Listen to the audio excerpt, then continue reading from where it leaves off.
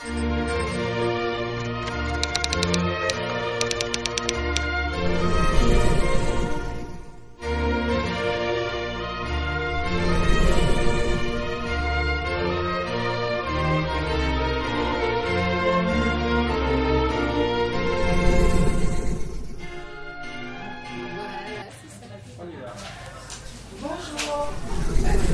je suis Mademoiselle Oulabou Zélie-Carmon Laetitia.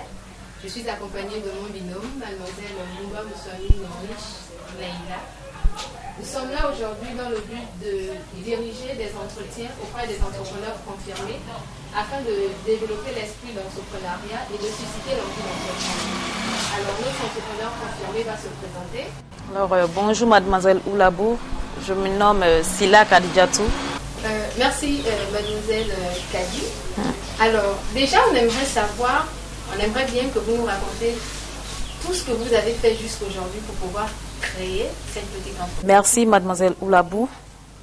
D'abord, je vais commencer avec, je n'ai pas commencé avec grand chose. Voilà, j'ai commencé en Côte d'Ivoire en 2002. J'ai fini ma formation en Côte d'Ivoire, précisément à Bouaké. Voilà, en 2003, je suis venue à Abidjan et j'ai essayé de m'installer. J'ai ouvert mon petit coin. Après, j'ai ouvert un salon normal à Abidjan. Et après, j'ai décidé en 2005, j'ai décidé de changer de pays. Donc, j'ai essayé de mettre une personne à ma place à Abidjan, voilà, qui travaille derrière moi. Et en 2007, je suis venue ici au Togo. Voilà, quand je suis venue au Togo, je ne suis pas venue avec grand-chose. Je suis venue d'abord, j'ai travaillé dans d'autres salons. J'ai travaillé en tant que coiffeuse, ouvrier, comme on a l'habitude de le dire. Voilà, j'avais pas grand-chose, j'avais pas un salaire vraiment énorme. J'ai commencé avec rien. Voilà, j'ai ouvert le salon, il n'y avait pas grand-chose dedans. C'était un petit magasin, voilà, un seul coin. Et voilà, en 2009, là c'était en 2008 que j'ai ouvert le salon. Voilà, en 2009, j'ai essayé de prendre ce magasin-là, c'est-à-dire un autre magasin pour essayer d'agrandir un peu parce que là, la clientèle devenait, voilà, important. Donc, j'ai trouvé nécessaire d'agrandir juste un peu le salon. Et puis voilà, depuis lors, ça fait déjà 5 ans. Voilà, et puis on ne se plaint pas, ça va. Madame, qu'est-ce qui vous a poussé à venir vous installer dans ce quartier? Quand je suis arrivée au Togo en 2007, voilà, c'est ce quartier qui m'a adoptée. Parce que j'ai aimé le quartier, parce que il y a la mer et tout, et il y a beaucoup d'expatriés ici et tout. Donc j'ai trouvé vraiment bien de m'installer. D'abord non loin de la frontière, et en plus il y a la mer et tout, donc plus c'est en plein centre-ville. Parce que d'abord, Koudjouvia-Kopé, c'est pas loin de la frontière. En tout cas, c'est fréquenté par beaucoup de personnes et tout le monde connaît Koudjouvia-Kopé. Et j'avais voulu aussi un endroit qui sera vraiment, comment on peut le dire, facile à indiquer aux clients. D'abord, il y a la société, juste, bon, il y a une société à côté qui est connue par tous ici au Togo. Donc, c'est toutes ces raisons-là qui m'ont poussé à prendre ce magasin-là dans ce quartier. Madame, lorsque vous avez décidé d'ouvrir ce salon, est-ce que vous avez eu le soutien des membres de votre famille? Ben oui. D'abord, avant de venir ici au Togo, il y avait le soutien de ma mère, voilà, qui m'a vraiment encouragée. Elle m'a dit, si tu n'as pas peur d'aller en aventure, alors moi je te soutiens. Donc, quand je suis arrivée, quand j'ai ouvert le salon, je l'ai appelée. Elle m'a soutenue moralement et tout, voilà. Avant de créer votre entreprise, donc vous créez votre salon, est-ce que vous avez eu une connaissance dans la coiffure? Bien sûr, bien sûr. J'ai fait ma formation, comme je vous avais dit au début, j'ai fait ma formation à Bouaké. Voilà, j'ai fait une formation de 3 ans. D'accord, j'ai fait une formation de 3 ans que j'ai commencé en 99. 2000, 2001, puis 2002, j'ai eu mon diplôme.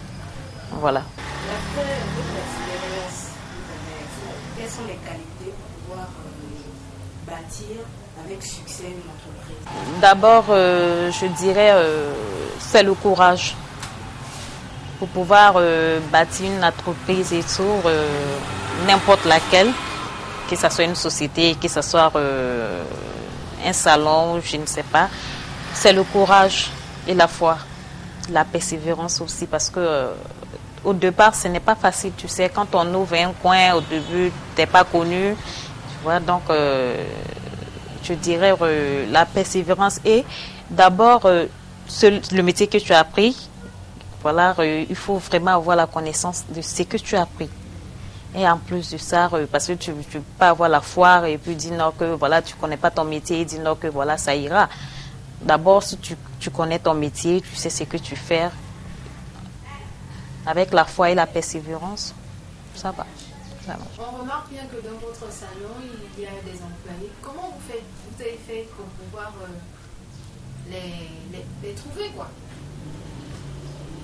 Je dirais que certes, la coiffure, c'est un métier, je dirais non, ça passe de mère en mère. Tu vois, toi tu as appris, demain tu es censé former d'autres personnes.